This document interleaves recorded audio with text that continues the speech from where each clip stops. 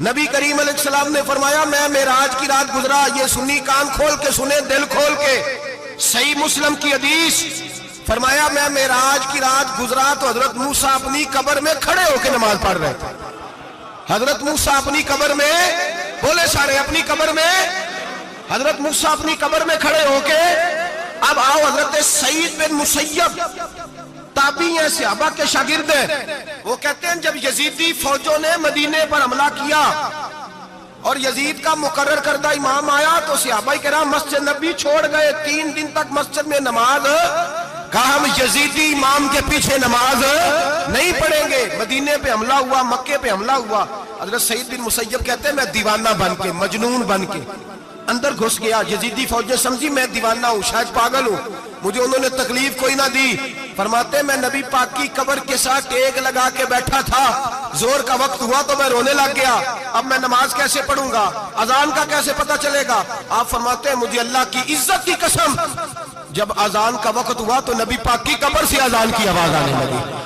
فرماتے ہیں جب جماعت کا وقت ہوا تو حضور کی قبر سے اقامت کی آواز آئی، پھر جماعت کی آواز آئی، اور میں نے اپنے نبی کے پیچھے زور کی نماز ادا کی، حضور کے پیچھے۔ حضرت موسیٰ اپنی قبر میں نماز پڑھے اور میرے رسول تو قبر میں جماعتیں کراتے ہیں، حضور جماعتیں کراتے، اور آپ فرماتے ہیں میں 3 دن مسجد، کان کھول کے دل کھول کے سنو، ہم نے کوئی ریڈی میڈ عقیدہ نہیں اپنایا،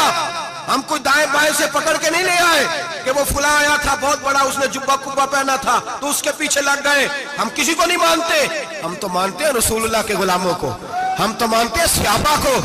ہمیں حضرت سعید بن مسیب بتا گئے ہیں کہ جو کہے تجھ کو مردہ وہ مردہ ہے واللہ، تو زندہ ہے واللہ، تو زندہ ہے واللہ، تو زندہ ہے واللہ، میری چشم عالم سے چھپ جانے والے میرے رسول کریم صلی اللہ علیہ وسلم نے فرمایا موسیٰ اپنی قبر میں کھڑے ہو کے نماز پڑھ رہے تھے۔ حضرت موسیٰ اگر زندہ ہے تو جو موسیٰ کے بھی امام ہے،